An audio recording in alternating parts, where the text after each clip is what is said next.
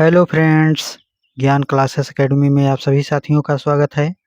DElEd तृतीय semester शैक्षिक मूल्यांकन क्रियात्मक शोध एवं नवाचार विषय के अतिलघुत्तरी प्रश्नों को सॉल्व कराएंगे। राजन सीरीज है 2026 का संस्करण।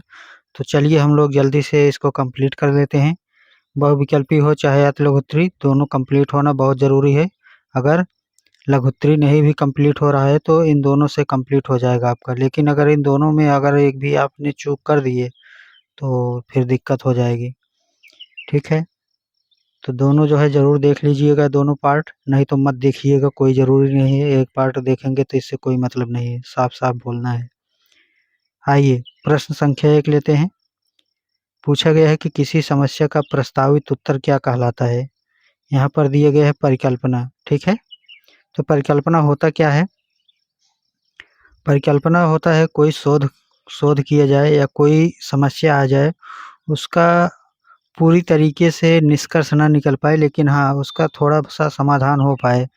मतलब कि एकदम 100% क्लियर ना हो, लेकिन जो है संभावना व्यक्त की जाए कि ऐसा होता है। जैसे मान लेते हैं कि अगर कहा जाए कि कोई पेड़ है, जो पेड़ हरे पौधे हैं, वो जो है सब कुछ जीवित हरे इसलिए हैं क्योंकि जो है वह सूर्य की रोशनी से ही सब कुछ हो जाता है। उसका भोजन भी हो जाता है, पोषण तत्व भी हो जाता है, सब कुछ उसी से हो जाता है। तो इसका आपने कोई शोध नहीं किया है कि क्या सब कुछ सूर्य से ही हो जाता है? पौधे से, मिट्टी से, ज़मीन से ये कोई पोषक तत्व नहीं लेता है, पानी नहीं अवशोषित करता है, लेकिन आपने केवल ये बता दी सूर्य से, मतलब पूरी तरीके से अभी कन्फर्म नहीं हुई, कहने का मतलब ये है। तो इसी को जो है परिकल्पना कहेंगे। तो इसको अपने भाषा में लिखना है, 2 लाइन, 3 लाइन, 1 लाइन, ठीक है? नहीं तो आप इतना भी लिख देंगे परिकल्पना तब भी सही होगा, ठीक है? आइए प्रश्न संख्या 2 लेते हैं। प्रार्थना स्थल की गतिविधियों में मुख्य नवाचार क्या माना जाता है? उत्तर है प्रार्थना स्थल की गतिविधियों में मुख्य नवाचार समूह गीत, प्रेरक कहानियाँ, योग, संगीत और समूह चर्चा है। ठीक है, प्रार्थना स्थल पर जो गतिविधियाँ कराई जाती हैं, नवाचार का मतलब हो नए-नए तरीके से जो है कोई न कोई कार्य कराना, ऐसी-ऐसी गतिविधि कराना जो बच्चों के लिए विकास का कार्य करे। अगला है प्रश्न संख्या 3, उपचारात्मक शिक्षण को परिभाषित कीजिए। उपचारात्मक जानते ही हैं, ठीक है? जैसे कोई बीमार हो गया तो उपचार किया जाता है उसका, वैसे ही ये बच्चों के लिए है। तो क्या होता है आइए जानते हैं। किसी विषय में छात्रों की अधिगम अधिगम मतलब लर्निंग, जो सीखा जाता है, संबंधी समस्याओं को ज्ञान करना तथा छात्रों की समस्याओं के कारणों को ज्ञात करने के उपरांत, ठीक है, बच्चे की क्या समस्या है, किस चैप्टर में क्या चीज़ें दिक्कत आ रही है, उन चीज़ों को जानने के उपरांत उनके कारणों को जानकर उन्हें दूर करना। उनकी देखिए क्या सब्जेक्ट नहीं आ रहा है, कैसे नहीं आ रहा है, कौन-सा क्वेश्चन नहीं आ रहा है, उसको पता करिए और उनको दूर करिए, या समस्या का निराकरण करना उपचारात्मक शिक्षण कहलाता है। इसी को उपचारात्मक शिक्षण कहा जाएगा। आइए अगला क्वेश्चन लेते हैं। प्रश्न संख्या 4, यहाँ पर पूछा गया है शैक्षिक नवाचार को परिभाषित कीजिए। नवाचार का मतलब ही होता है कि नए-नए तरीके से बच्चों को पढ़ाना, बच्चों को सिखाना। अब यहाँ पर शैक्षिक जुड़ा हुआ है तो अर्थात शिक्षा से जुड़ा हुआ है, तो शिक्षा में नए-नए तरीके का उपयोग करना, बच्चों को सिखाना, उसी को शैक्षिक नवाचार कहेंगे। तो आइए उत्तर देख लेते हैं। शैक्षिक नवाचार का अर्थ है किसी संबंधी, किसी विचार, प्रक्रिया, उत्पाद या सेवा में सकारात्मक और व्यावहारिक परिवर्तन लाना जो उसका मूल्य बढ़ाए। ठीक है, बच्चों के अंदर सकारात्मक भावना आए, व्यावहारिक परिवर्तन लाया जाए, उसको जो है शैक्षिक नवाचार कहेंगे। ठीक है, नए-नए तरीके से डिजिटल बोर्ड ले लीजिए, मोबाइल के द्वारा जो है बच्चों को सिखाइए। ठीक है, बच्चों को उसमें अच्छे-अच्छे चीज़ सिखाइए। तो ये चीज़ें जो हैं उसमें होती हैं। ठीक है, नाच-गाने के माध्यम से सिखाइए, तो शैक्षिक नवाचार होता है। आइए प्रश्न संख्या 5 है और पूछा गया है कि शैक्षिक अनुसंधान के 2 प्रमुख उद्देश्य लिखिए। तो पहला है शिक्षा के क्षेत्र में नवीन ज्ञान का सृजन करना। ठीक है, नवीन ज्ञान जो है अर्जन करना, ग्रहण करना, सीखना। दूसरा दिए गए है मौजूदा शिक्षण अधिगम विधियों में सुधार करके समस्याओं का व्यवहारिक समाधान खोजना। ठीक है, जो अभी जो है शिक्षण में जो थोड़ी बहुत कमियां हैं उनको सुधारिए, नए नए तरीकों से सिखाइए, कोई समस्या आ रहा है उस समस्या को दूर कीजिए। ठीक है, तो 2 चीज़ लिख सकते हैं इसमें। और एक रिक्वेस्ट भी है साथियों कि वीडियो को जो है लाइक कर दीजिएगा, और अभी अगर शेयर नहीं किए शेयर कर लीजिएगा। ठीक है, आइए क्वेश्चन संख्या 6 लेते हैं। मौलिक शोध किसे कहते हैं, स्पष्ट कीजिए। तो मौलिक शोध किसे कहते हैं, आइए जानते हैं। मौलिक शोध वह प्रयोगात्मक या सैद्धांतिक शोध है जो किसी विशेष अनुप्रयोग या उपयोग पर विचार किए बिना प्रेक्षणीय घटनाओं तथा और तथ्यों के आधार के बारे में नया ज्ञान प्राप्त करने के लिए किया जाता है। ठीक है, आइए आगे बढ़ते हैं। क्वेश्चन संख्या 7 है। पूछा गया है कि मूल्यांकन प्रक्रिया में अभिलेखीकरण के 2 महत्व बताइए। ठीक है, तो यहाँ पर जो है मूल्यांकन प्रक्रिया पूछा गया है। ठीक है, मूल्यांकन होता क्या है जानते ही होंगे। मान लेते हैं कि कोई बच्चा है, उन्होंने काफ़ी अच्छे से लिखा है या नहीं लिखा है, सवालों का अच्छे से उत्तर दिया है कि नहीं लिखा है, तो इन सभी को जांच करना जो है मूल्यांकन प्रक्रिया कहलाता है। प्रक्रिया का मतलब है उसको सिस्टमैटिक ढंग से चेक करना। तो आइए देख लेते हैं उत्तर में। यहाँ पहला लिखा गया है कि अभिलेखीकरण से सर्वांगीण पक्षों का मूल्यांकन करना संभव होता है। तो उसमें जो लिखित के माध्यम से जो लिखा जाता है उसमें, ठीक है, चरणबद्ध तरीके से। अभिलेखीकरण का मतलब होता है, अभिलेख का मतलब होता है कि जैसे कि जो पेपर, चार्ट, जो भी चीज़ें सामग्री होती हैं, आवश्यक चीज़ें, उसको एक जगह इकट्ठा करके रखना। जैसे विद्यालय में देखे होंगे डायरी होती है सभी को, अभिलेखीकरण, तो उसमें लिखा जाता है। तो ये सभी होते हैं। और दूसरा यहाँ पर लिखा गया है छात्रों के मूल्यांकन में कोई त्रुटि नहीं रहती है। ठीक है, छात्रों के मूल्यांकन में कोई त्रुटि नहीं रहती है, तो उसको जो है ये 2 महत्व बताना है। ठीक है, और वैसे भी जानते हैं कि छात्र जो है जो अभी जो है समावेशी शिक्षा है, और इसमें छात्र को जो है दोषी नहीं माना जाता है। अगर कोई भी बच्चों को नहीं आ रहा है तो पूरा स्कूल जिम्मेदार है, पूरा जो है सिस्टम जिम्मेदार है, लेकिन बच्चा पूरी तरीके से सही रहता है। ठीक है, अगला है प्रश्न संख्या 8। पूछा गया है कि मौखिक परीक्षा के 2 दोष लिखिए। तो पहला उत्तर इसमें लिखा गया है कि मूल्यांकन व्यक्तिपरक कारणों से प्रभावित हो सकता है। जो मूल्यांकन है एक व्यक्ति को अगर देखा जाए तो वो जो है सही होगा, अगर एक में ले लिया जाए तो ठीक है, तो वो दोष और वो सब कुछ जो है इसमें आ जाएगा। ठीक है, दूसरा दिए गए है परीक्षा का तनाव बढ़ सकता है और समय की कमी प्रदर्शन को प्रभावित कर सकती है। ठीक है, तो जो परीक्षा होता है, बार बार परीक्षा आता है, तनाव होती है ना कि फेल हो जाएंगे, पास हो जाएंगे, तो ये सभी जो है बच्चों के अंदर आती है भावना, फेल हो जाएंगे कहीं दिक्कत न आए, तो ये सभी जो है इसमें तनाव बढ़ा देती है जो परीक्षा होती है। ठीक है, मौखिक परीक्षा, बोलने में झिझक हो जाती है, कोई एग्जामिनर सवाल पूछ रहा है, आते हुए भी जो है आवाज़ लड़खड़ा जाती है, आप सभी के साथ हुआ होगा। ठीक है, क्वेश्चन संख्या यहाँ पर 9 दिए गए है। पूछा गया है कि शिक्षा के क्षेत्र में क्रियात्मक शोध की क्या आवश्यकता है। तो उत्तर है शिक्षा के क्षेत्र में कम समय में अपनी समस्त समस्याओं का समाधान खोजना क्रियात्मक शोध से ही संभव है। ठीक है, प्रश्न संख्या 10 है क्रियात्मक शोध में परिकल्पना का क्या अर्थ है।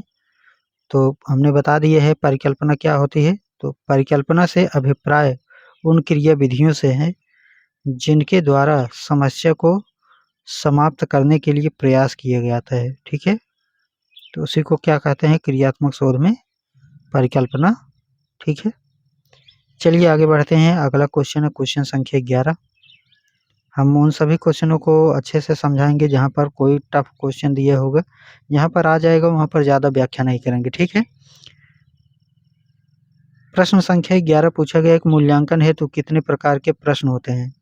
ठीक है, मूल्यांकन जानते ही हैं जो जांच किया जाता है। तो विकल्प दिए गए हो वस्तुनिष्ठ प्रश्न, जो बहुविकल्पी प्रश्न होते हैं उसको बोलते हैं। अतिलघुत्तरी प्रश्न जो बहुत छोटे उत्तरों में लिखा जाता है 1-2 लाइन में, और स दिए गए लघु उत्तरी प्रश्न, ठीक है, इसको मध्यम में लिखा जाता है, मतलब कि 2 लाइन, 3 लाइन, 4 लाइन, 5 लाइन में लिखा जा सकता है। दीर्घ उत्तरी प्रश्न में ये जो है काफ़ी ज़्यादा जो है बड़ा हो जाता है, 1.5 पेज, 2 पेज, 3 पेज, तो इस प्रकार से जो है ये क्वेश्चन होते हैं, ठीक है। तो इन सभी के जो है मूल्यांकन करने के लिए प्रश्न होते हैं और लिखित ये जो है प्रश्न होते हैं, ठीक है। तो आप इसको लिख सकते हैं। प्रश्न संख्या 12 पूछा गया कि मापन कैसा होता है, ठीक है। मापन जो है मात्रात्मक होता है, तो मात्रात्मक में जानते हैं कि जैसे कोई वजन हो गया तो उसको वजन नाप सकते हैं, ठीक है, 2 केजी, 4 केजी, 20 केजी, ठीक है। दूध है तो उसको भी लीटर में माप सकते हैं। तो जो मापा जा सकता है उसको जो है आप मापन मात्रात्मक होता है। लेकिन अगर आपको कहा जाए कि आपकी बुद्धि जो है 2 किलो है, तो क्या क्या समझा जाएगा इसमें, ठीक है। तो इसको जोखा जाएगा? नहीं जोखा जाएगा, तो ये मात्रात्मक नहीं है, ठीक है। अगला जो है देखिएगा, क्वेश्चन संख्या 13 पूछा गया है क्रियात्मक शोध के उपकरण बताइए। तो यहाँ पर एक क्वेश्चन और पूछा गया था इसी को घुमा करके कि क्रियात्मक शोध के प्रमुख उपकरणों के नाम लिखिए। तो आइए देख लेते हैं। क्रियात्मक शोध के उपकरणों का मानकीकरण नहीं किया जाता है। प्रकरण की परिस्थिति के अनुसार उपकरण प्रयोग में लाया जाता है। कुछ उपकरण निम्न हैं। कौन-कौन से उपकरण हैं? तो आइए देख लेते हैं। पहला है अवलोकन। बच्चों को देखिए, अगर बच्चों के बारे में बच्चा किस प्रकार से पढ़ रहा है, बदमाशी तो नहीं कर रहा है, मतलब कि सीख रहा है कि नहीं सीख रहा है, बदमाशी अलग है और कार्य करते हुए सीख रहा है कि नहीं सीख रहा है। प्रश्नावली, साक्षात्कार, विशेष, तो ये जो है क्रियात्मक शोध के प्रमुख उपकरण हैं। अगला जो है क्वेश्चन संख्या 14 है और यहाँ पर पूछा गया है कि क्रियात्मक शोध के कोई 4 क्षेत्र बताइए। तो पहला क्षेत्र है शिक्षण अधिगम संबंधित समस्याएं, मतलब कि जो लर्निंग कर रहा है बच्चा उसको सीखने में समस्याएं क्या आ रही है, ठीक है। दूसरा है मूल्यांकन संबंधित समस्याएं। तो मूल्यांकन मतलब उसकी आकलन जो कर रहे हैं, जांच कर रहे हैं, उसकी जो मूल्यांकन कर रहे हैं कापियों की या उसकी जो है, ठीक है, तो उसकी जो है समस्या। तीसरा दिए गए है विद्यालय संबंधित समस्याएं, विद्यालयों में क्या क्या समस्याएं आ रही है, ठीक है। चौथा है पाठ्य सहगामी गतिविधियों से संबंधित समस्याएं, ठीक है। पाठ्य पुस्तक से संबंधित और जो उसके मित्र सहपाठी हैं उससे संबंधित जो गतिविधियां होती हैं उससे कोई समस्या आ रही है, तो ये सभी जो है क्षेत्र हैं। क्वेश्चन संख्या 15 है, पूछा गया कि एनसीईआरटी के अनुसार मूल्यांकन की परिभाषा लिखिए। तो उत्तर हो जाएगा एनसीईआरटी के अनुसार शैक्षिक मूल्यांकन एक प्रक्रिया है, ठीक है, जिसके द्वारा यह ज्ञात किया जाता है कि उद्देश्य किस सीमा तक प्राप्त किए गए हैं, कक्षा में दिए गए अधिकतम अनुभव कहाँ तक प्रभावशाली सिद्ध हुए हैं और कहाँ तक शिक्षा के उद्देश्य पूर्ण किए गए हैं, ठीक है। तो इसको जो है ये एनसीईआरटी के अनुसार मूल्यांकन है, ठीक है। चलिए आगे बढ़ते हैं। ये तो पढ़ने से ही समझ में आ गया है आप सभी को, ठीक है। कहीं भी कोई भी समस्या होगी कमेंट में बताइएगा, मैं वहाँ पर ही समझा दूंगा, नहीं तो दूसरा वीडियो ले लूँगा, कोई दिक्कत नहीं है। क्वेश्चन संख्या 16 पूछा गया कि सामुदायिक सहभागिता से क्या तात्पर्य है। तो सामुदायिक सहभागिता जानते हैं, समुदाय का मतलब जो कि समाज से होता है, ठीक है, कई लोगों का समूह होता है, उसमें जो है जैसे कि कई लोग इकट्ठा हुए हैं, वहाँ पर जो है आप भी जाएँ, वहाँ पर सहयोगिता दिखाएँ, मतलब कि उसमें भाग लें। तो अब इसका मतलब ये नहीं है बच्चों से संबंधित बोल रहे हैं तो बच्चों से ही जोड़ना है इसको, ठीक है, लिखते समय। तो उत्तर हो जाएगा सामुदायिक सहभागिता का अर्थ विद्यालयों की योजनाओं और प्रबंधन में माता-पिता और समुदाय के सदस्यों की सहभागिता है।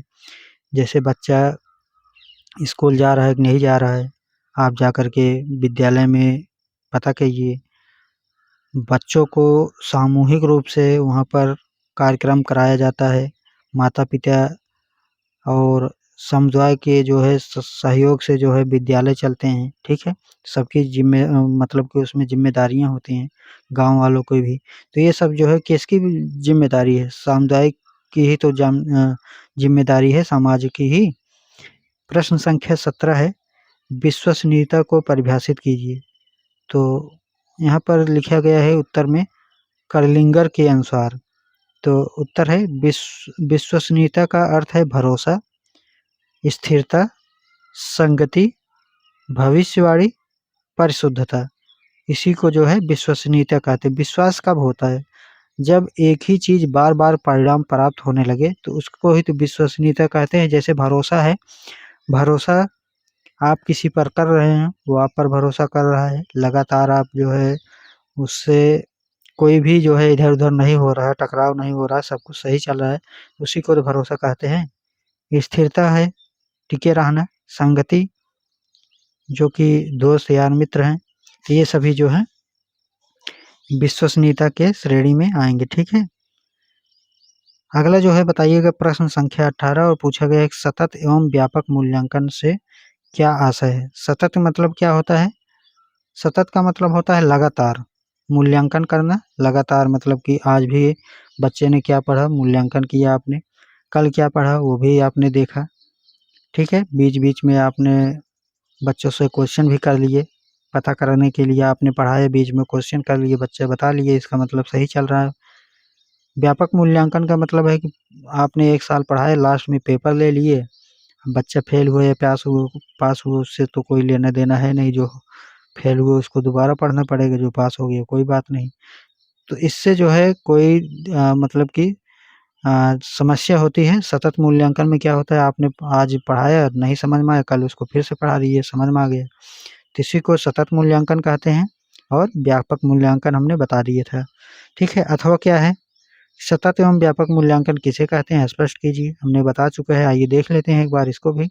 सतत मूल्यांकन के अंतर्गत छात्रों के शैक्षिक कौशलों की जांच प्रतिमाह या तिथिवार की जाती है। व्यापक मूल्यांकन में बालक के विभिन्न पक्षों का मूल्यांकन किया जाता है, ठीक है। संज्ञानात्मक, भावनात्मक, कौशलात्मक, इन सभी पक्षों का जो है जांच किया जाता है। मतलब बच्चा पढ़ रहा है क्लास में तो सभी के ऊपर ध्यान जाना, पता करना, पूछना, समस्या क्या यहाँ पर आ रही है, ये सभी जो है मूल्यांकन होता है, ठीक है। सत्र के अंत में किया गया मूल्यांकन व्यापक मूल्यांकन होता है, ऐसा भी लिख सकते हैं। प्रश्न संख्या 19 से पूछा गया है कि एक उत्तर परीक्षण की 2 विशेषताएं बताइए। तो उत्तर है पहला वैधता, दूसरा है विश्वसनीयता। आइए प्रश्न संख्या 20 लेते हैं, निर्माणात्मक एवं योगात्मक मूल्यांकन के 2 अंतर लिखिए। तो पहला है मूल्यांकन की प्रकृति विकासात्मक होती है तथा योगात्मक मूल्यांकन की प्रकृति अंतिम होती है। दूसरा है निर्माणात्मक मूल्यांकन का उद्देश्य छात्रों की शिक्षा में सुधार करना होता है। योगात्मक मूल्यांकन का उद्देश्य छात्रों की उपलब्धि का मूल्यांकन करना होता है, ठीक है। मूल्यांकन जान ही चुके हैं, अभी बताया है हमने कि बच्चों का आकलन करना, मूल्यांकन का आकलन दूसरा होता है, मूल्यांकन मतलब थोड़ा बहुत उसको देखना कि कहाँ पर समस्या आ रही है, जांच करना, पता करना, ठीक है, कि किस चैप्टर में कहाँ पर क्या प्रॉब्लम समझने में आ रही है। प्रश्न संख्या 21 से मापन एवं परीक्षण में कोई एक अंतर बताइए। तो मापन का संबंध भौतिक गुणों से होता है, हमने बताया था ना कि इसको नापा जा सकता है किलो, केजी में, लीटर में, ठीक है। तो पैमाना के द्वारा इसको मापा जा सकता है, जबकि परीक्षण का संबंध मानसिक तथा मनोवैज्ञानिक गुणों से होता है। तो मानसिक जो है क्षमता आपका 2 केजी है, तो क्या इससे पता चलेगा, नाप सकते हैं? नहीं नाप सकते ना। तो इसको आईक्यू के द्वारा नापा जा सकता है, तो ये जो है दूसरा तरीका है, ठीक है। मनोवैज्ञानिक गुणों से होता है इनका संबंध। अगला जो है प्रश्न संख्या 22, ब्लूम के अनुसार मूल्यांकन के उद्देश्यों का वर्गीकरण कीजिए। तो ब्लूम ने 3 भागों में वर्गीकरण किए थे। पहला है ज्ञानात्मक, दूसरा है भावनात्मक, तीसरा है क्रियात्मक, ठीक है। अगला जो है प्रश्न संख्या 23, पूछा गया है कि मापन के 4 स्तरों के नाम लिखिए। पहला है नामित स्तर, दूसरा है क्रमिक स्तर, तीसरा है अंतरित स्तर, चौथा है आनुपातिक स्तर। इसको याद कर लीजिएगा, ठीक है। प्रश्न संख्या 24 है न्यादर्श अर्थात सैंपल की विशेषताएं बताइए, अथवा कह सकते हैं कि शैक्षिक मापन के स्तरों का नाम लिखिए। तो आइए देखते हैं। पहला यहाँ पर लिखा गया है कि न्यायादर्श का आकार पर्याप्त होना चाहिए, ठीक है। आकार जो है पर्याप्त होना चाहिए। न्यायादर्श होता क्या है साथियों कि जैसे कि जो कोई समूह होता है, जैसे विद्यालय ही मान लेते हैं, विद्यालय में कई बच्चे होते हैं और कई बच्चों में एक लीडर चुन लिया जाता है जिसको मॉनिटर बोलते हैं। तो उन सभी में जो है उसको न्यायादर्श कहा जाएगा, क्योंकि यहाँ पर अब दूसरा देखिएगा समझ में आएगा। न्यायादर्श का चयन इस प्रकार से किया जाता है कि वह जनसंख्या समष्टि का प्रतिनिधित्व करे। तो वही तो प्रतिनिधित्व करता है जो लीडर होता है बच्चे का, मतलब कि सभी बच्चों में एक बच्चा। तो वरना इससे प्राप्त परिणाम भ्रामक होते हैं, ठीक है। प्रश्न संख्या 25 है उपचारात्मक शिक्षण क्या है। तो उत्तर है छात्रों की त्रुटियों का ज्ञान होने पर उन्हें दूर करने हेतु किया जाने वाला शिक्षण उपचारात्मक शिक्षण कहलाता है, ठीक है। जो भी बच्चों के अंदर त्रुटियां हैं उनको देखना समझना उसको दूर करना उपचारात्मक शिक्षण कहलाएगा शिक्षा के क्षेत्र में। प्रश्न संख्या 26 है क्रियात्मक शोध के चरण प्रदत्त विश्लेषण से आपका क्या आशय है। तो क्रियात्मक शोध जानते ही हैं, आइए देख लेते हैं उत्तर क्या कहता है। क्रियात्मक शोध के चरण प्रदत्त विश्लेषण में शोधकर्ता निम्न प्रकार से विश्लेषण करता है, आइए देखते हैं। जो पहला है शोध से पूर्व की स्थिति, अभी आपने कोई रिजल्ट निकाल रहे हैं, रिजल्ट नहीं निकला है उससे पहले की स्थिति। दूसरा है शोध के बाद आपने शोध कर लिए किसी पर, ठीक है। उपयुक्त तो दोनों स्थितियों की तुलना अध्ययन करने पर यह ज्ञात होता है कि समस्या का समाधान कहाँ तक हुआ है, ठीक है। चलिए अगला जो है प्रश्न संख्या 27 से पूछा गया है कि अवलोकन क्या है, ठीक है।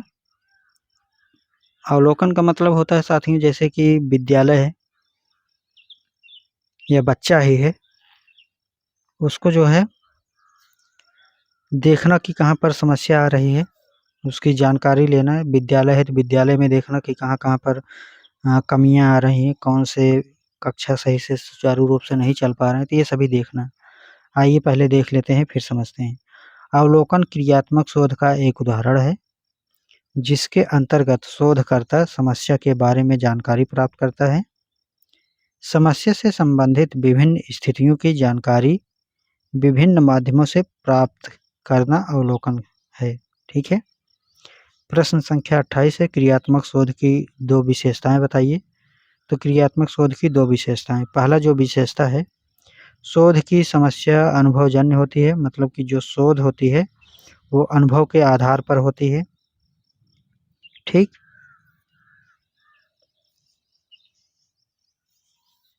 अनुभव का आधार मतलब है कि जो आपके अंदर पहले की जानकारी है उसको मिला करके थोड़ी जानकारी और इकट्ठा करके उसको बनाना, ठीक है। जैसे मान लेते हैं जैसे कंप्यूटर जब बना था तो बहुत बड़ा कंप्यूटर बना था, ठीक। तो एक एक ने तो बना दिया, अगला आया देखा समझा उसके बारे में पढ़ा, इसके बाद उसको छोटा करने का प्रयास किए, छोटा करते करते एकदम छोटा कर दिए, ठीक। मोबाइल पहले देखते थे कैसा आता था, अब धीरे धीरे जो है क्या हुआ छोटा हो गया, बड़ा से छोटा। तो ये क्या चीज़ है, पहले जो पूर्व अनुभव है उसको देखा जाता है। अगर आपको बोला जाए कि मोबाइल को और बड़ा बनाइए उसके बारे में पढ़िए तो पहले जानकारी लेंगे, फिर उसको आप छोटा बड़ा जिस हिसाब से ढालना चाहेंगे ढाल सकते हैं, ठीक है, जानकारी के अनुसार। तो ये जो है ऐसे जो है अवलोकन होता है, ठीक है। तो आइए आगे देखते हैं, अगला है प्रश्न संख्या 28 और पूछा गया है क्रियात्मक शोध की दो विशेषताएं बताइए। तो क्रियात्मक शोध की दो विशेषताएं हैं, पहला है शोध की समस्या अनुभवजन्य होती है, दूसरा है शोध संस्था के सामान्य वातावरण में बिना किसी नियंत्रित परिस्थितियों के उत्पन्न पूरा किया जाता है। आइए आगे बढ़ते हैं, प्रश्न संख्या 29 है पूछा गया है कि सतत तथा व्यापक मूल्यांकन कब लागू हुआ। ठीक है, तो सतत मूल्यांकन हमने बताया था, ये लगातार मूल्यांकन चलती है, बच्चों के बीच में लगातार जो है जांच पड़ताल की जाती रहती है पढ़ाते समय कि बच्चों को कहाँ समझ में आए कहाँ नहीं आए, रोज किया जाता है ये। व्यापक मूल्यांकन जो होता है ये सत्र के अंत में किया जाता है, एग्जाम ले लिया जाता है एक बार, और बच्चों को कितना आया, पूरा पाठ समझ में आया कि नहीं आया, पूरा एक ही बार में हो जाता है। लेकिन ये जो है निगेटिव हो जाता है, क्योंकि अगर बच्चों को नहीं समझ में आया लास्ट के अंत में, तो फिर क्या होगा, कोई सुधार है, कोई नहीं, फिर से उसको पढ़ना पड़ेगा। ठीक है, लेकिन सतत मूल्यांकन में ऐसा नहीं है। सतत मूल्यांकन लगातार जब आप उसको बच्चे के संपर्क में है, देख ही रहे हैं, कहाँ पर दिक्कत आ रही है, समझा ही रहे हैं, तो वहाँ पर दिक्कत तो होने वाली नहीं है। तो ये जो है 2009 में लागू किया गया था। प्रश्न संख्या 30 देखिएगा, युग्म मूल्यांकन से क्या समझते हैं? तो उत्तर है, युग्म मूल्यांकन में जोड़ा बनाने वाले प्रश्न आते हैं। इसमें दो समूहों में शब्द जोड़े दिए गए रहते हैं, बच्चे से सही से जोड़े बनवाए जाते हैं। मान लेते हैं ऐसे, यहाँ प्रश्न है, यहाँ प्रश्न है, यहाँ प्रश्न है, यहाँ है, यहाँ है, यहाँ, इस प्रकार से यहाँ, इस प्रकार से यहाँ, इस प्रकार से यहाँ, तो मिलान करने के लिए दिया होता है, तो उसी को जो है युग्म मूल्यांकन कहते हैं। प्रश्न संख्या 31 है, क्रियात्मक शोध का अंतिम चरण होता है। तो क्रियात्मक जो शोध होता है, पहले तो समस्या क्या है, ठीक है, जैसे मान लेते हैं मोबाइल है, खराब हो गई, तो समस्या क्या देखेंगे कि कहाँ पर क्या समस्या आ रही, जो बातचीत नहीं हो पा रही, उसको ढूंढेंगे। ठीक है, तो समस्या का पहला पहचान करेंगे, क्रियात्मक शोध का पहला चरण है पहचान करना। ठीक है, समस्या की पहचान करना, और अंतिम चरण जो है, जब उसको बना उना लेंगे, निष्कर्ष क्या निकालेंगे, हाँ बन गया। तो जब बन गया तो निष्कर्ष क्या हो गया, वो अंतिम चरण है ना, खोल खाल के बनाया आपने उसको, तो लास्ट में जो है बन गया।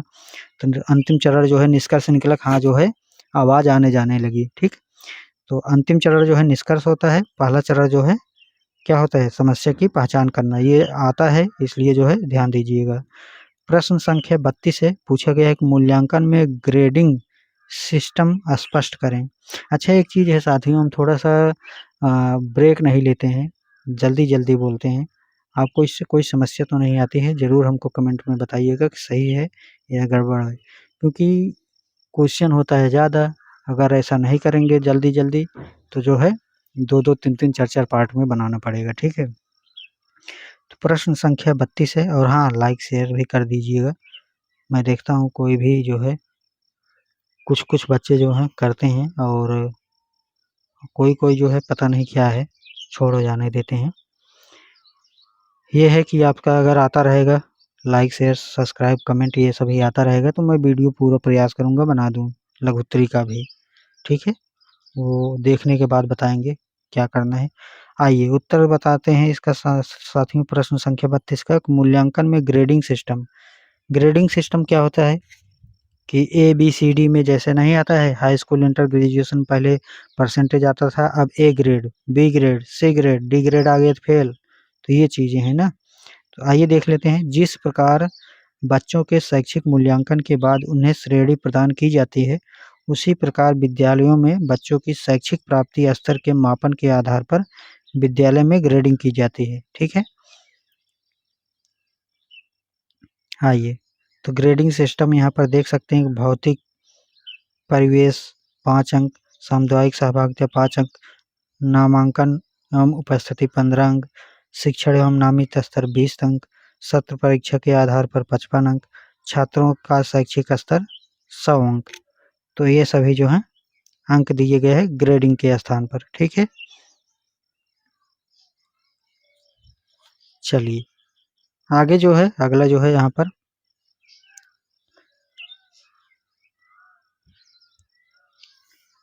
प्रश्न संख्या 33 देखिएगा। पूछा गया है कि नवाचार से क्या समझते हैं, और यहाँ पर पूछा गया है कि शिक्षा में नवाचार से क्या अभिप्राय है, शिक्षा में नवाचार से क्या आशय है। तो ये सभी क्वेश्चन जो है पूछा गया है। तो ये चीज़ें आप जान चुके हैं कि नवाचार जो होता है, नए नए तरीके, नए नए तरीकों से खोजबीन करना, बच्चों को सिखाना। ठीक है, नए नए तरीके, कभी नाच गाने से सिखा देना, कभी ढोल तबला से सिखा देना, कभी जो है अंत्याक्षरी करवा देना, कभी जो है मतलब कि नए-नए तरीके जो है उसमें बच्चों को सिखाने के लिए उपयोग में लाइए। तो शिक्षा के क्षेत्र में तो शिक्षा की बात हो रही तो शिक्षा रहेगा, ठीक है?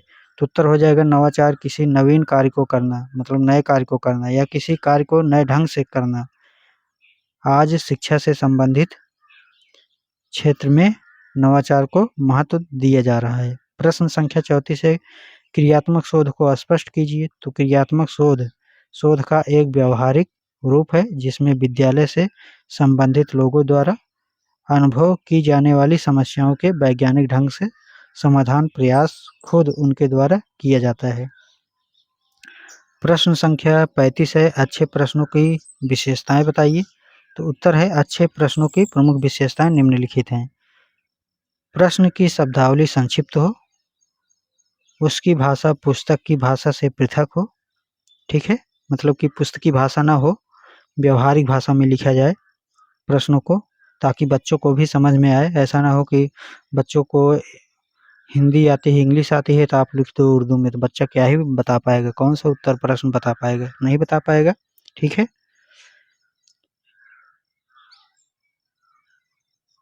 वह विचारोत्तेजन हो, प्रश्न दुविधा उत्पन्न न करे, कन्फ्यूजिंग क्वेश्चन ना हो, प्रश्न के मानसिक विकास के अनुरूप हो, उसमें क्रमबद्धता हो, ठीक है? आगे प्रश्न संख्या 36, कक्षा में बच्चों से प्रश्न क्यों किए जाते हैं? तो उत्तर है कक्षा में प्रश्न विद्यार्थी के उत्तर में रुचि जागृत करने, विद्यार्थियों के विषय में रुचि जागृत करने, विषय के ज्ञान तथा समझ की परीक्षा लेने, पूर्व ज्ञान को नवीन ज्ञान से संबद्ध करने, पाठ की पुनरावृत्ति करने, नए ज्ञान का अभ्यास करने, मानसिक शक्तियों का विकास करने आदि हेतु किया जाता है। प्रश्न संख्या 37 है, व्यापक मूल्यांकन की अवधारणा आवश्यकता बताइए। तो उत्तर है छात्र के केवल मानसिक विकास का मूल्यांकन करके उनके व्यक्तित्व के सभी पक्षों के मूल्यांकन करने की दृष्टि से व्यापक मूल्यांकन की आवश्यकता होती है, ठीक है?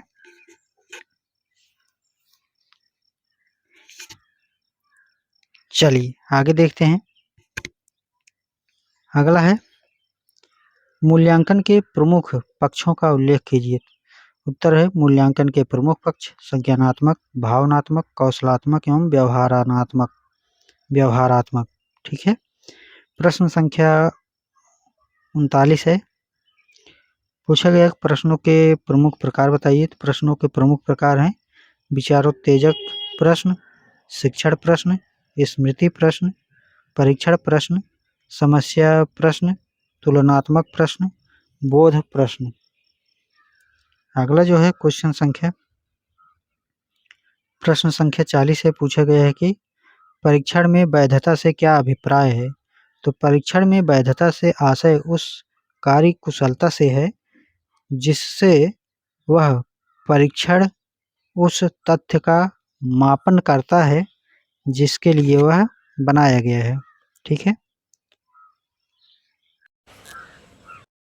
भी परीक्षण कर रहे हैं, ठीक है? वैधता का मतलब है कि बार-बार रिजल्ट जो है एक आए, विश्वसनीयता हो जाएगा और उसका जो है कोई न कोई वैल्यू हो, कोई न कोई डेट हो, ठीक है? एक्सपायरी का, तो उसको वैधता बोलते हैं ना। तो परीक्षण है, तो परीक्षण से रिलेटेड मापन किया जाएगा। प्रश्न संख्या 41 में पूछा गया कि क्रियात्मक शोध की क्या आवश्यकता है, ठीक है? तो उत्तर हो जाएगा विद्यालय में विभिन्न समस्याओं के त्वरित समाधान करके सामान्य परिस्थितियों के अंतर्गत विद्यालय से संबंधित लोगों द्वारा करने के लिए क्रियात्मक शोध की आवश्यकता है। प्रश्न संख्या 42 है, मूल्यांकन के भावनात्मक पक्ष को बताइए। तो मूल्यांकन के भावनात्मक पक्ष से तात्पर्य छात्रों के भावों, रुचियों, दृष्टिकोणों, मूल्यों का मतलब है सामाजिक मूल्य, ठीक है? मनोवृत्तियों, अभिवृत्तियों आदि का मूल्यांकन करना है। सामाजिक हो जाएगा, चारित्रिक हो जाएगा मूल्य वाले में, ठीक है? सामाजिक, चारित्रिक, ठीक है, तो ये सभी जो है मूल्य के ही अंतर्गत आएंगे। 43 में पूछा गया है साथियों, और इसमें पूछा गया कि मूल्यांकन के अंतर्गत संज्ञान सहगामी पक्ष से आपका क्या तात्पर्य है। तो उत्तर है मूल्यांकन के संज्ञानात्मक पक्ष के बाद भावनात्मक तथा कौशलात्मक व्यवहारात्मक पक्ष आता है, जिसे संज्ञान सहगामी पक्ष कहते हैं। अगला है क्वेश्चन संख्या 44। पूछा गया कि मूल्यांकन में युग्म मूल्यांकन को स्पष्ट कीजिए।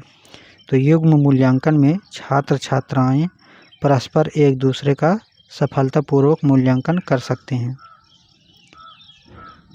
प्रश्न संख्या 45 है सतत मूल्यांकन का आशय बताइए। तो सतत मूल्यांकन हमने बता ही चुका है। सतत मूल्यांकन से आशय उस मूल्यांकन से है जो सीखने सिखाने के साथ साथ चलता रहता है, जिससे छात्र के अनुभवों और व्यवहार में होने वाले परिवर्तन लगातार मूल्यांकन होता है। ठीक है, मूल्यांकन होता रहे। प्रश्न संख्या 46 है व्यापक मूल्यांकन के उद्देश्य बताइए। तो व्यापक मूल्यांकन का उद्देश्य छात्रों के सभी पक्ष जैसे संज्ञानात्मक, भावनात्मक, कौशलात्मक, व्यवहारात्मक का मूल्यांकन करना है। ठीक है, इसी को क्या कहते हैं, व्यापक मूल्यांकन। प्रश्न संख्या 47 बताइएगा आप सभी। ठीक है, बच्चों की शैक्षिक अभिवृत्ति से आप क्या समझते हैं। ये तो जो है आप अपने मन से इसको लिख सकते हैं। ठीक है, बच्चों की अभिवृत्ति का आशय है कि बालक के डील डौल एवं भार में वृद्धि, इसमें मांसपेशियों तथा शरीर की संरचना में ही नहीं होती, वरन यह आंतरिक अंगों मस्तिष्क में भी होती है। बालक के मस्तिष्क में जैसे जैसे अभिवृद्धि होती जाती है, उसकी सीखने, स्मरण करने, रखने तथा तर्क करने की क्षमता में वृद्धि होती जाती है। तर्क करने की क्षमता आना बालक के मस्तिष्क की अभिवृद्धि का ही परिणाम होता है। अगला है प्रश्न संख्या 48। मूल्यांकन में जोड़ा बनाने वाले प्रश्नों से आपका क्या आशय है। तो उत्तर हो जाएगा जोड़ा बनाने वाले प्रश्नों से आशय दी गई सूचियों, दो अथवा दो से अधिक में एक सूची आधार सूची के एकांशों को दूसरी सूची प्रतिक्रिया सूची, जिसमें एक या अधिक सूचियां हो सकती है, के एकांशों से मिलना या जोड़ा बनवाया जाता है। प्रश्न संख्या 49 है क्रियात्मक शोध का उद्देश्य बताइए। क्रियात्मक शोध का उद्देश्य शिक्षा जगत के लोगों द्वारा संस्था सामान्य परिस्थितियों में वैज्ञानिक पद्धतियों का प्रयोग करने हेतु शिक्षा जगत की समस्याओं का समाधान करना है।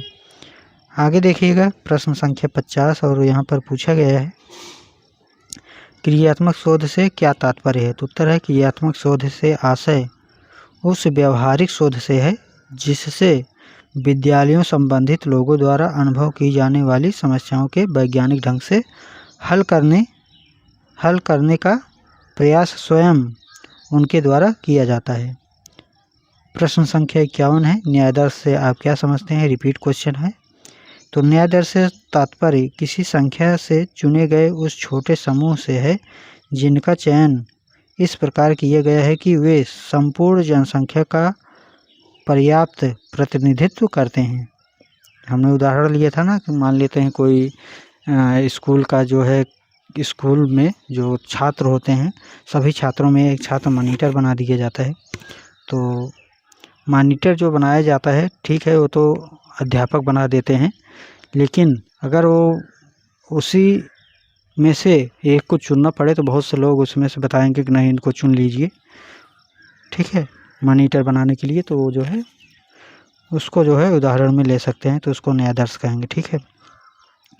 प्रश्न संख्या 52 है पूछा गया क्रियात्मक शोध के उपकरण के अंतर्गत अवलोकन का क्या तात्पर्य है। तो उत्तर है क्रियात्मक शोध के उपकरण के रूप में अवलोकन से आशय है उस शोध में ली जाने वाली जनसंख्या के किसी कार्य अथवा व्यवहार को देखना, अवलोकित करना, जिससे उसके वांछित कार्य व्यवहार के विषय में निर्णय लिया जा सके। आइए आगे देखते हैं। क्वेश्चन संख्या 53 पूछा गया क्रियात्मक शोध के अंतर्गत प्रदत्त विश्लेषण का आशय बताइए। तो उत्तर हो जाएगा क्रियात्मक शोध में प्रयुक्त उपकरण के माध्यम से संकलित प्रदत्तों का निष्कर्ष प्राप्त करने की दृष्टि से सांख्यिकी आदि के प्रयोग द्वारा विश्लेषण करना प्रदत्त विश्लेषण कहलाता है। ठीक। प्रश्न संख्या 54 है शून्य परिकल्पना को परिभाषित कीजिए। तो उत्तर है शून्य परिकल्पना एक प्रकार से नकारात्मक परिकल्पना है जिससे यह मानकर चलते हैं कि दो चरों में कोई संबंध नहीं है या दो समूहों में किसी विशेष चर के आधार पर कोई अंतर नहीं है। ठीक है, तो इसी को जो है शून्य परिकल्पना कहेंगे। चलिए आगे देखते हैं क्वेश्चन संख्या 55 पूछा गया है क्रियात्मक शोध के चरण हैं। तो पहला है समस्या चयन, जिसको हमने बताया था कि समस्या की पहचान करना। ठीक है, दूसरा है समस्या को परिभाषित करना, कि जो समस्या है उसका परिभाषित करना। तीसरा है समस्या सीमांकन। ठीक, चौथा है समस्या के संभावित कारणों का पता लगाना तथा कारणों का विश्लेषण।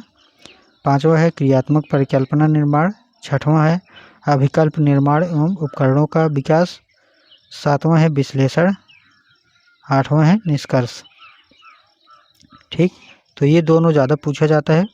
समस्या का चयन पहला है, अंतिम वाला है निष्कर्ष। तो ये दोनों ध्यान दीजिएगा। प्रश्न संख्या 56 पूछा गया है सतत तथा व्यापक मूल्यांकन किसके द्वारा शुरू की गई। तो सतत तथा व्यापक मूल्यांकन भारत के केंद्रीय माध्यमिक शिक्षा बोर्ड द्वारा शुरू की गई। अगला है प्रश्न संख्या 57 निबंधनात्मक परीक्षा के प्रकार बताइए। निबंधात्मक परीक्षा के प्रकार बताना है। तो निबंधात्मक परीक्षा के दो प्रकार होते हैं। पहला है लघु उत्तरीय प्रश्न, मतलब कि छोटे में लिखना है उत्तर को 2 लाइन 3 लाइन 4 लाइन में। दीर्घ उत्तरीय प्रश्न मतलब 2 लाइन 3 लाइन 4 लाइन से बड़ा लिखना है। ठीक है, तो अगला जो है पूछा गया है प्रश्न संख्या 58 और इसमें पूछा गया है कि विश्वसनीयता किसे कहते हैं। तो विश्वसनीयता आप सभी जानते हैं, विश्वसनीयता उसे कहेंगे जिसका रिजल्ट बार बार पॉजिटिव आए, मतलब कि एक ही रिजल्ट बार बार प्राप्त हो, तो उसको विश्वसनीयता कहेंगे। ठीक है, आइए विश्वसनीयता किसी परीक्षण पर व्यक्ति के प्राप्तांकों की संगति है। अर्थात यदि एक व्यक्ति की परीक्षा किसी परीक्षण पर बार बार ली जाए और प्रत्येक बार वह व्यक्ति समान अंक अर्जित करता है तो वह परीक्षण विश्वसनीयता कहा जाता है। मतलब कि कोई भी अगर एग्जाम हो रहा है, कोई टेस्ट कर ले रहे हैं, ठीक है, या कोई रिएक्शन करा रहे हैं, क्रिया करा रहे हैं, तो भी जो है अगर वही सेम टू सेम रिएक्शन आ रहा है, मतलब रिजल्ट बार बार वही आ रहा है, तो उसको विश्वसनीयता कहेंगे। ठीक है, प्रश्न संख्या 59 है निदानात्मक परीक्षण किस प्रकार के छात्रों को दिया जाता है, अथवा निदानात्मक परीक्षण के प्रमुख उद्देश्य क्या हैं। तो आइए देखते हैं। उत्तर है निदानात्मक परीक्षण एक ऐसा परीक्षण है जिसके आधार पर जटिल विषय वस्तु को सूक्ष्म इकाई मतलब छोटे टुकड़ों में बालक की विशिष्टता और कमियां परिलक्षित होती हैं। ठीक है, मतलब दिखाई देती हैं। नैदानिक शिक्षण द्वारा यह पता लगाने का प्रयास किया जाता है कि पाठ्यवस्तु का कौन सा भाग किस मात्रा में सीखा गया। ठीक है, जो निदानात्मक परीक्षण है वह ये देखा जाता है कि बच्चा जो है किस चैप्टर में कहाँ पर कितना सीखा है, ठीक, तथा कितना भाग छात्र ने सीखने में असमर्थ रहा, कौन सा चैप्टर है, कौन सा भाग है जो नहीं सीख पाया। निदान परीक्षण व्यक्ति की जांच करने के पश्चात किसी एक अधिक क्षेत्रों में छात्र की विशेषताओं तथा कमियों को व्यक्त करता है। यह परीक्षण विषय संबंधित कमियों का निदान करके उनके उपचार की व्यवस्था करते हैं। अब आपने जान लिया, ठीक है, तो अब उसका निदान कर लिए, अब उसका उपचार करिए। निदान का मतलब है कि कमियों को जानना, कहाँ पर क्या क्या कमी है। ठीक है, जैसे आप डॉक्टर के पास जाते हैं तो डॉक्टर पूछता है तो आप जानकारी देते हैं, तो निदान होता है वो। अब जानकारी लेने के बाद डॉक्टर उस कमियों को, उस इलाज को करने के लिए जब उपचार करता है, ठीक है, दवाइयाँ देता है और कोई जांच लिखता है, तो उसको उपचार कहेंगे, ठीक है।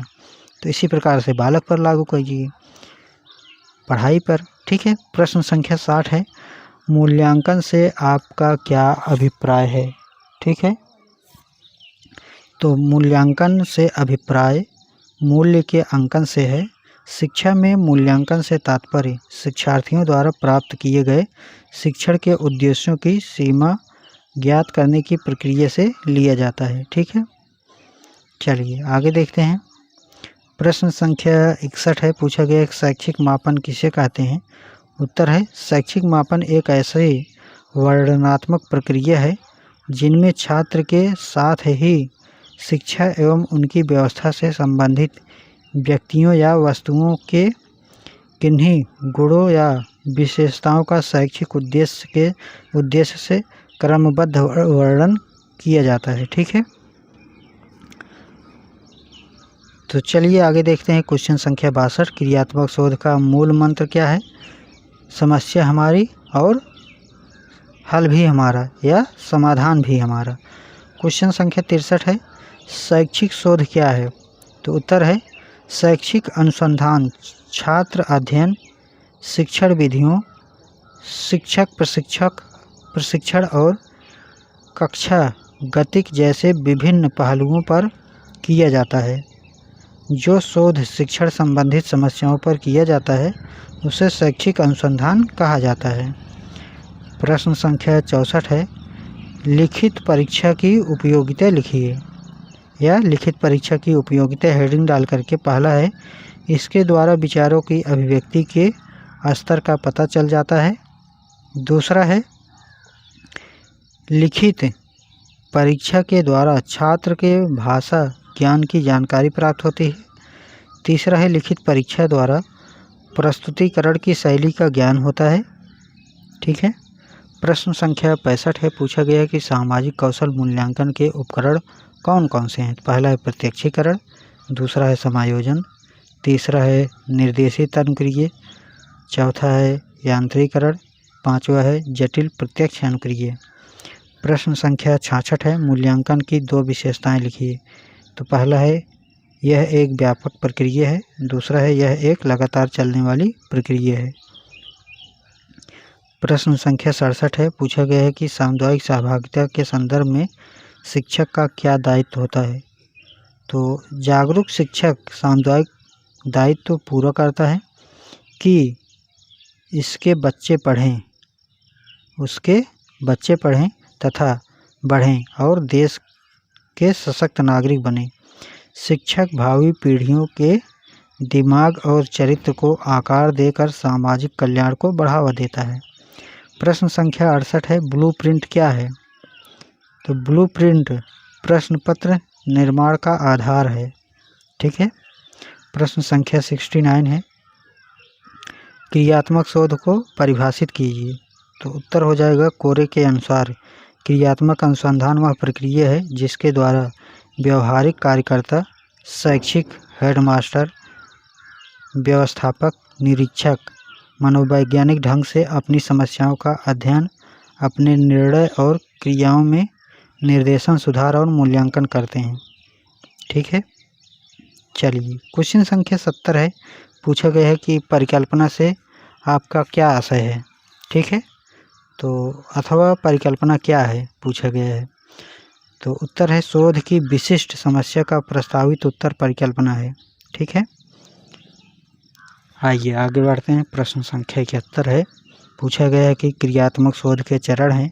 तो क्रियात्मक शोध के प्रमुख 6 चरण होते हैं। प्रश्न संख्या 72 है, उत्तम परीक्षण की कोई 4 विशेषता बताइए, ठीक। तो पहला है उद्देश्यपूर्ण, दूसरा है व्यापकता, तीसरा है सुगमता, चौथा है समय एवं कीमत। प्रश्न संख्या 73, पूछा गया है कि मौखिक अभिव्यक्ति के साधन कौन कौन से हैं।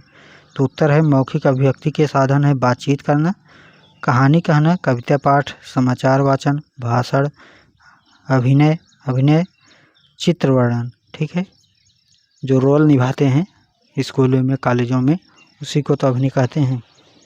प्रश्न संख्या 74 है सतत मूल्यांकन के 2 महत्व लिखिए।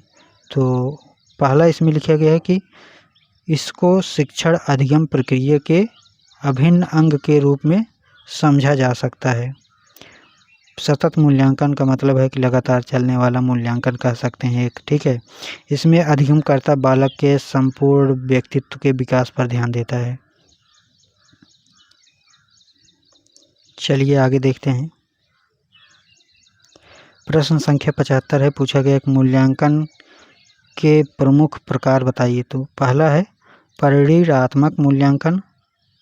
ठीक, पहला है लिखित परीक्षा, दूसरा है मौखिक परीक्षा, तीसरा है प्रायोगिक परीक्षा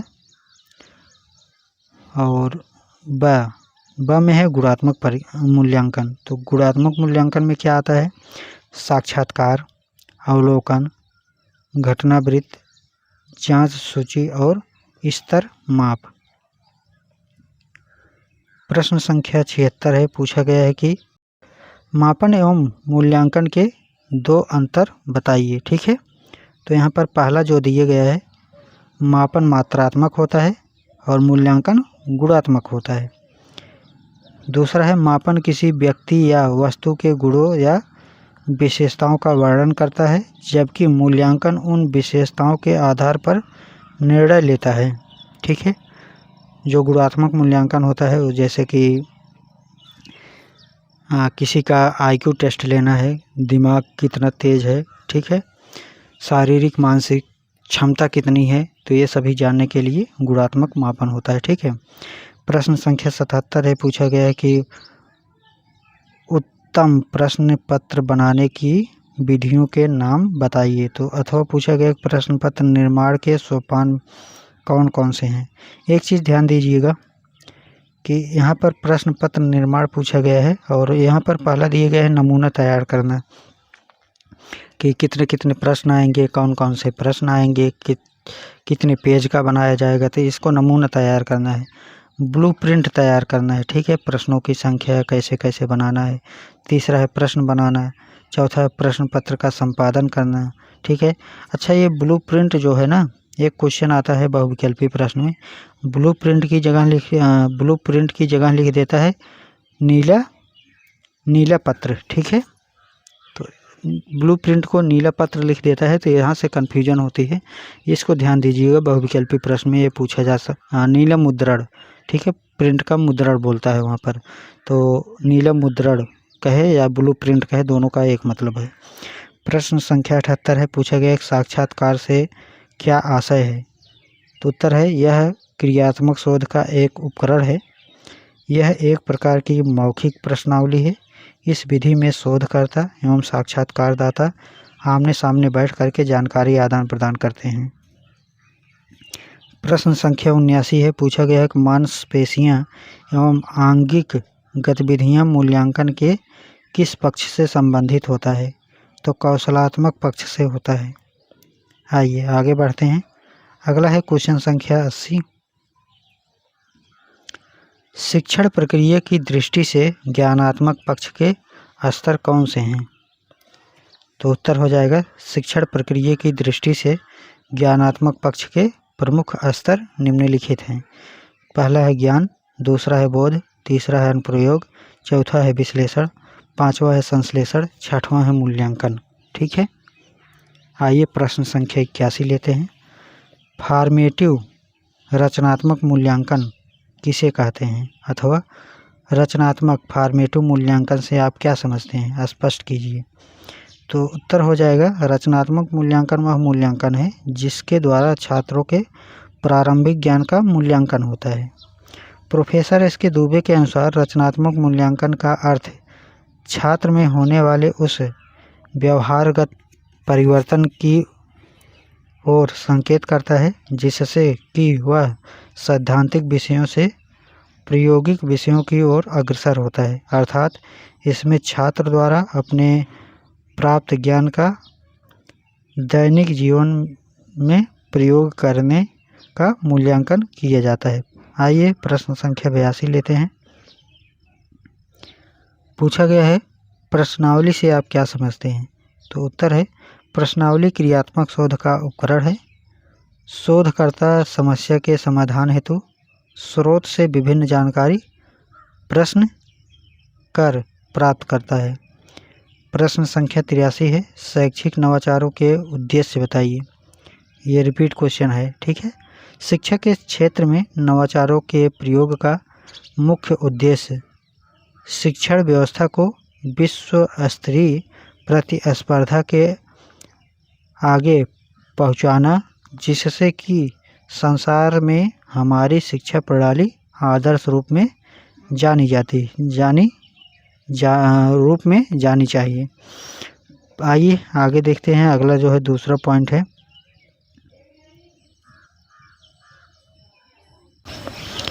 शिक्षण में अध्ययन प्रक्रिया को सरल एवं प्रभावी बनाना।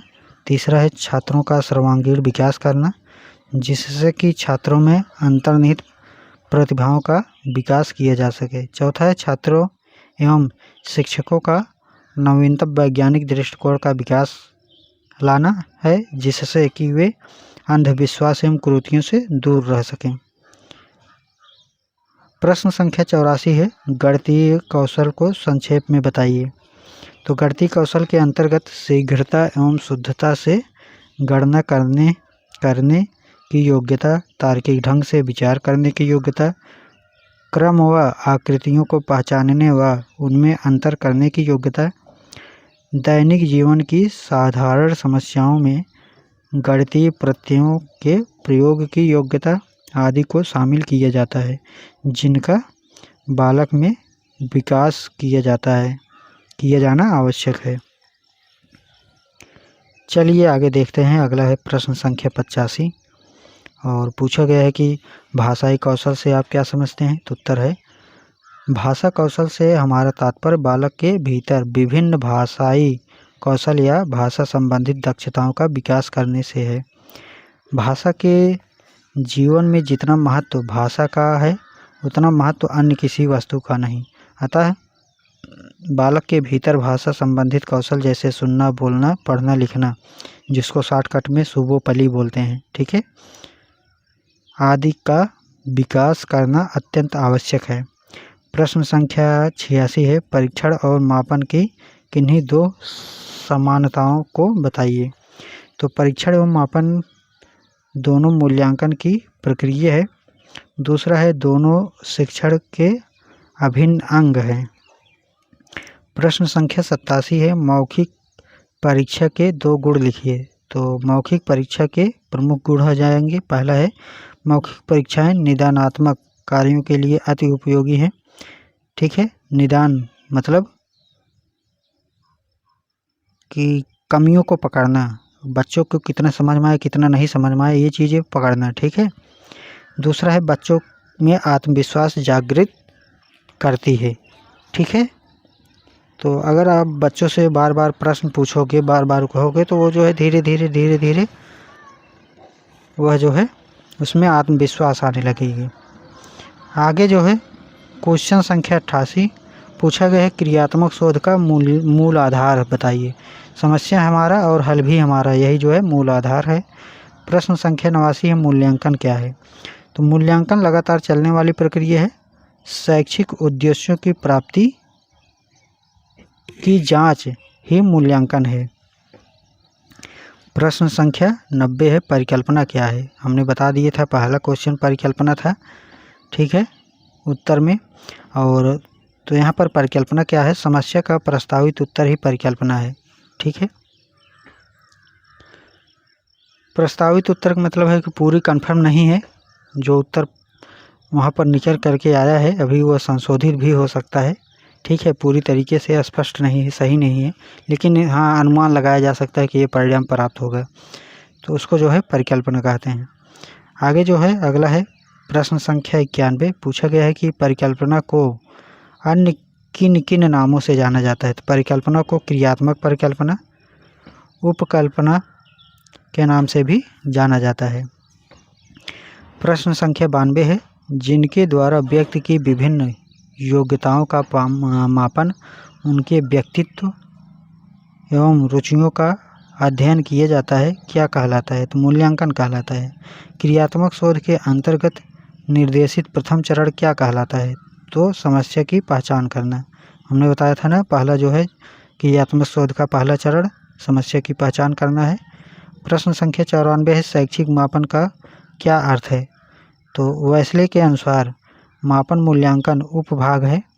मापन को मध्यमान, अंक, मात्रा, औसत तथा प्रतिशत आदि शब्दों द्वारा व्यक्त किया जाता है।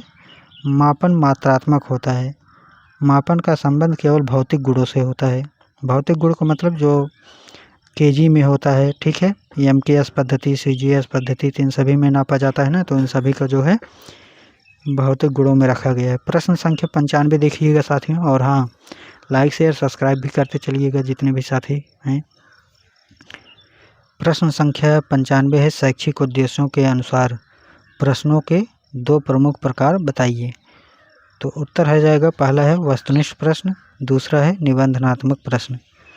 प्रश्न संख्या 96 है, ऐसा परीक्षण जो बार बार प्रयोग करने पर एक जैसा परिणाम देता है क्या कहलाता है? तो विश्वसनीयता कहलाता है। प्रश्न संख्या 97 है, शैक्षिक उद्देश्यों के अनुसार प्रश्नों के कौन कौन से पक्ष हैं? तो पहला है ज्ञान, बोध, अनुप्रयोग, कौशल। प्रश्न संख्या 98 है, शोध कितने प्रकार का होता है बताइए, नाम।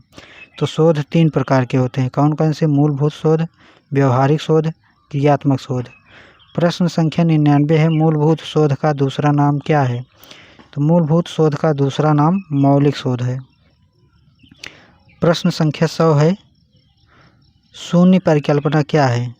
शून्य परिकल्पना निर्देश रहित परिकल्पना होती है। प्रश्न संख्या 101 है, नकारात्मक परिकल्पना क्या है? उदाहरण दीजिए।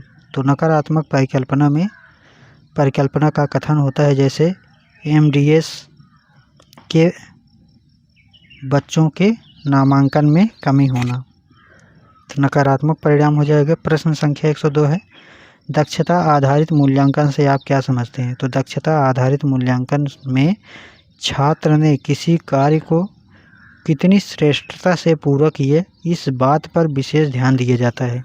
देखिए, मैं जितना भी क्वेश्चन करा रहा हूँ साथियों, आपको केवल थोड़ा सा समझना है, 1-2 बार रिपीट करना है, दिमाग में आ जाएगा, जा करके वही लिख करके आ जाना है, ठीक है। और ज़्यादा अगर इधर उधर करोगे तो कोई मतलब नहीं है, ठीक है। कहीं भी दिक्कत आ रही हो, कोई क्वेश्चन ना समझ में आ रहा हो, केवल आप नंबरिंग डाल दीजिएगा, ठीक है। मैं जैसे ही 4-5 क्वेश्चन 6 क्वेश्चन अगर समझ में नहीं आता है तो मैं दूसरा बना दूंगा। अगर 1-2 क्वेश्चन नहीं आ रहा है तो आप गूगल पर भी देख सकते हैं, समझ सकते हैं, ठीक है। आइए आगे बढ़ते हैं। अगला जो क्वेश्चन है, क्वेश्चन संख्या 103, पूछा गया है कि व्यापक मूल्यांकन है या व्यापक मूल्यांकन का अर्थ लिखिए। तो उत्तर है, व्यापक मूल्यांकन वह मूल्यांकन है जिसके द्वारा बालकों में क्रियात्मक पक्ष, भावनात्मक पक्ष एवं संज्ञानात्मक पक्ष का मूल्यांकन दक्षता आधारित मूल्यांकन के साथ साथ होता है। प्रश्न संख्या 104 है, मूल्यांकन के कितने पक्ष होते हैं? तो मूल्यांकन के मुख्य 4 पक्ष होते हैं, कौन कौन से? संज्ञानात्मक, भावनात्मक, कौशलात्मक, क्रियात्मक, ठीक है। आगे जो है क्वेश्चन संख्या 105 है, पूछा गया है कि व्यापक मूल्यांकन का महत्व बताइए। तो इसमें व्यक्तित्व के समस्त पक्षों का मूल्यांकन किया जाता है, ठीक है। अगला है मापन के प्रकार बताइए। तो पहला है मानसिक मापन, दूसरा है भौतिक मापन, ठीक है। अगला प्रश्न संख्या 107 है, मूल्यांकन प्रक्रिया के मुख्य अंग कौन कौन से हैं? तो पहला है शिक्षण उद्देश्य, दूसरा है सीखने से उत्पन्न अनुभव, तीसरा है व्यवहारिक परिवर्तन। प्रश्न संख्या 108 है, मूल्यांकन का उद्देश्य बताइए। उत्तर है, मूल्यांकन का उद्देश्य अधिगम स्तर की जांच करना, ठीक है, कितना आपने सीखा उसका जांच करना। प्रश्न संख्या 109, भावनात्मक पक्ष किसे कहते हैं? तो छात्रों की रुचियों, संवेगों एवं मनोवृत्तियों से संबंधित मूल्यांकन भावनात्मक पक्ष कहलाता है। प्रश्न संख्या 110 है, प्रायोगिक मूल्यांकन का संबंध किन किन विषयों से है।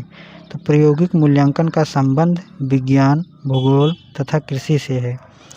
प्रश्न संख्या 111, नवाचार की आवश्यकता या महत्व बताइए। तो नवाचार द्वारा शिक्षा में नई विषय वस्तु का समावेशन होता है।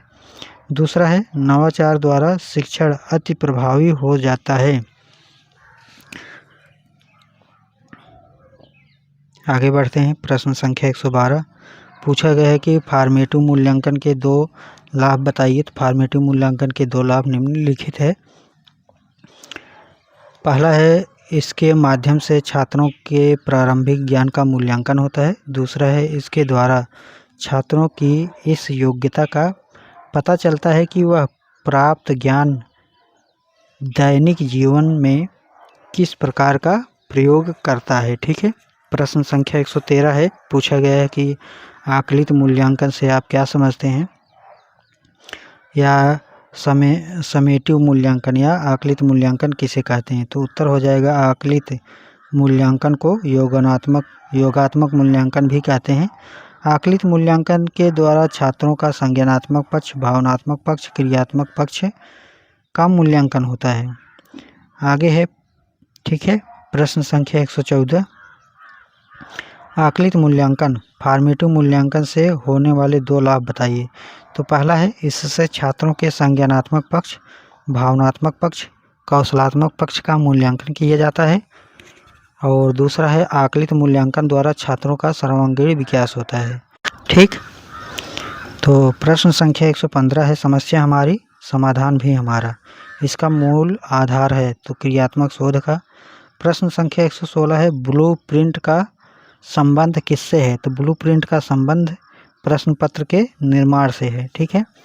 प्रश्न संख्या 117 है, शैक्षिक क्षेत्र में क्रियात्मक अनुसंधान का प्रयोग किसने किया था। तो शैक्षिक क्षेत्र में क्रियात्मक अनुसंधान का प्रयोग स्टीफन एम कोरे ने किया था। प्रश्न संख्या 118 है, बचाव निदान का उच्चतम स्तर है, यह कथन किसका है। तो यह कथन रास का है। अगला है प्रश्न संख्या 119, वार्षिक मूल्यांकन क्या है। तो उत्तर है सत्र के अंत में किया जाने वाला मूल्यांकन वार्षिक मूल्यांकन कहलाता है। प्रश्न संख्या 120 है, पूछा गया एक संज्ञानात्मक पक्ष का संबंध मूल्यांकन के कितने पक्षों से है। तो संज्ञानात्मक पक्ष का संबंध मूल्यांकन के 6 पक्ष से है। कौन कौन से, ज्ञान, बोध, अनुप्रयोग, विश्लेषण, संश्लेषण, मूल्यांकन। ठीक है। अगला है प्रश्न संख्या 121, क्रियात्मक शोध की 2 आवश्यकता या महत्व बताइए। तो इसको इससे भी पूछा गया है कि शिक्षा के क्षेत्र में क्रियात्मक शोध की क्या आवश्यकता है। तो उत्तर हो जाएगा विद्यालय में परंपरागत कार्यशैली में परिवर्तन एवं सुधार लाने हेतु। दूसरा है शैक्षिक प्रणाली में सुधार लाने के लिए। प्रश्न संख्या 122 है, उपचारात्मक परीक्षण के उद्देश्य बताइए। तो उत्तर हो जाएगा उपचारात्मक परीक्षण का उद्देश्य छात्र की अधिगम संबंधित त्रुटियों को दूर करके उनके अर्जित ज्ञान को उचित दिशा प्रदान करना। तो आप सभी को हमने बता चुका है जो साथियों, लगभग जो कीवर्ड जो बार बार रिपीट हो रहा है ना, वो हमने आपको बताया हुआ है। तो इसलिए ज़्यादा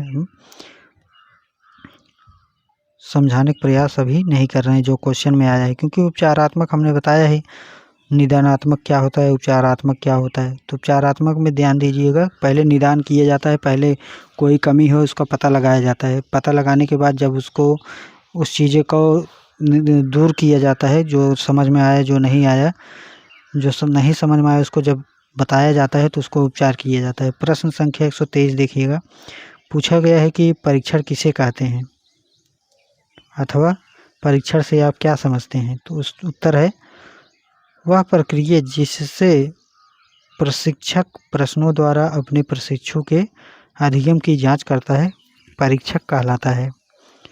अगला देखिएगा, अगला क्वेश्चन, आप सभी के बीच में अगर ये सभी सीरीज अच्छे से चलता है, ठीक है, मतलब कि लाइक शेयर अगर हो जाता है, तो मैं आपके लिए जो है एक वीडियो लेकर के आऊँगा मैराथन टाइप का।